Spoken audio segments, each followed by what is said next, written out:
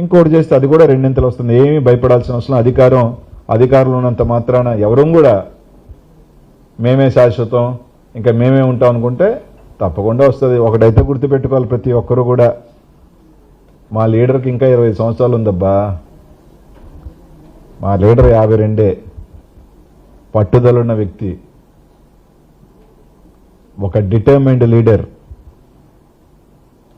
ఈసారి కార్యకర్తల కోసం ఈ రోజున ఏదైతే రాష్ట్రంలో వైఎస్ఆర్ కాంగ్రెస్ పార్టీ కార్యకర్తల కోసమే వాళ్ళ రుణం తీర్చుకునే రోజు తప్పకుండా 3 సంవత్సరాల్లో ఉంది. తప్పకుండా ఎవరైతే ఈరోజు మేము జైలుకి వెళ్ళాలో, ఏందో జైల్లో పెట్టేస్తే వణికిపోతాం, జైల్లో పెట్టేస్తే భయపడిపోతాం, జైల్లో పెట్టేస్తే ప్యాంటులు తడిసిపోతాయి. ఎందుకు తడిసిపోతాయి? అమిత్ షా హోమ్ మినిస్టర్, ఆయన జైల్లో లేడా? ఇప్పుడు ముఖ్యమంత్రి లేడా? అక్కడున్న ముఖ్యమంత్రి లేడా? ఏమబ్బా, దానికి భయపడే వాళ్ళు ఎవరు లేరు. రేపటి నుంచి అనిల్ కుమార్ యాదవ్ని నిన్నటి నుంచి హంట్ చేసే పని. ఒకరు పొద్దున్న ఒక ఆయన తీసుకొచ్చి ఎట్టైనా కేసు పెట్టు అని చెప్పి 2 గంటలు కుస్తీ పడ్డాడు. ఎప్పుడో రెడీ అయిపోయి ఉన్నాం. 60, 70, 80, 90 ఏమి ఇబ్బంది పడేవాళ్ళం కాదు. మీరు ఎప్పుడైనా ఎక్కడైనా ఎనీ టైం మేము రెడీ. దానికి ఎక్కడ తగ్గేది లేదు, తగ్గబోయేది లేదు.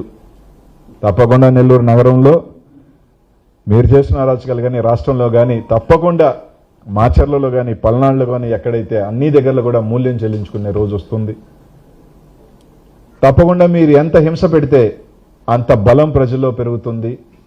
పిన్నెల సోదరులకు కానీ, రామకృష్ణారెడ్డికి కానీ, వాళ్ళకి కూడా తాత్కాలికమైన ఇబ్బందులు పడుతున్నప్పటికీ బంతిని మీరు కింద కొడితే ఎంత పైకి వేగంగా వస్తాడో తప్పకుండా ఆ సోదరులు కూడా మళ్ళీ మాచర్ల నియోజకవర్గంలో జెండా ఎగిరే రోజు తొందరలోనే ఉంది, వస్తారు.